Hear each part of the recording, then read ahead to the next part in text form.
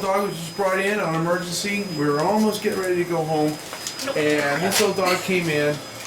Yeah, and it's doing this. It's coughing, and it's coughing up blood, and I'll show you its mouth in a second. Like that.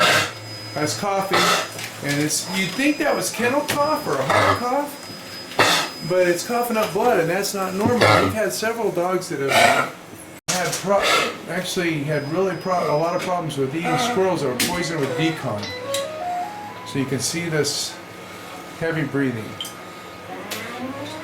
and coughing. We always take x-rays to make sure that the heart isn't failing or there isn't any problems, but in this x-ray you can see the grayish fluid filling the lungs and its blood.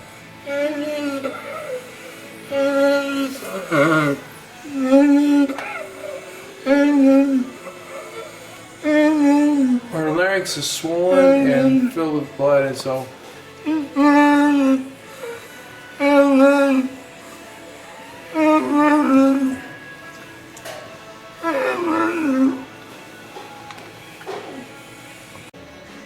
we're putting a catheter in so that we can make sure and give her I decided to give her a bunch of IV drugs in addition to some subcutaneous drugs to make sure the drugs get in there in a hurry, because you can hear she's having trouble breathing and we want her to feel better.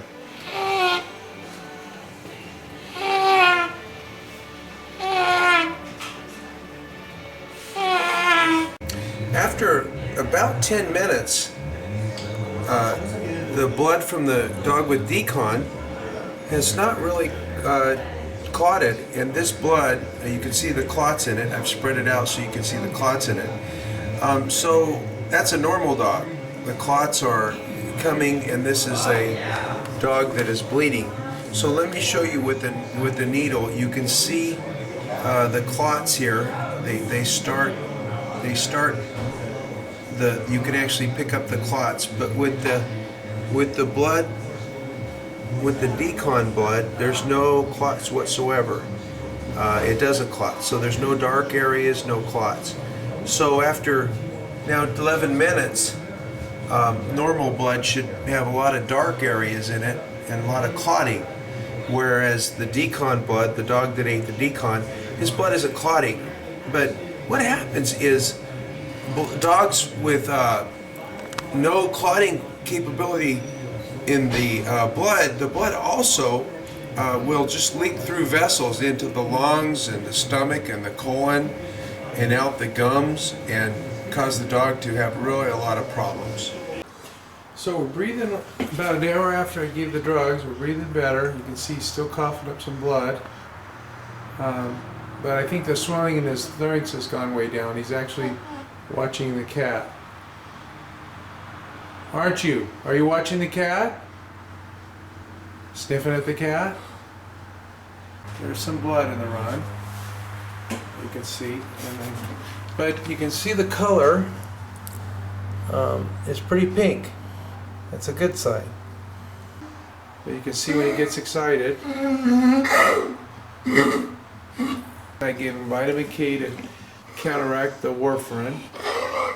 Gave him some stuff to dilate his lungs, aminophylline.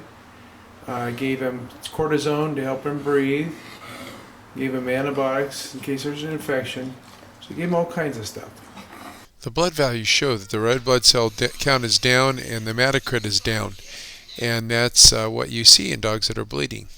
That's what the lab work shows. This is about 8 o'clock and she's breathing a lot better. Not having a lot more blood problems, but just a little bit. Every now and then she'll just have an episode like that, but as long as I leave her alone and she's resting quietly, she's got good color, she feels better.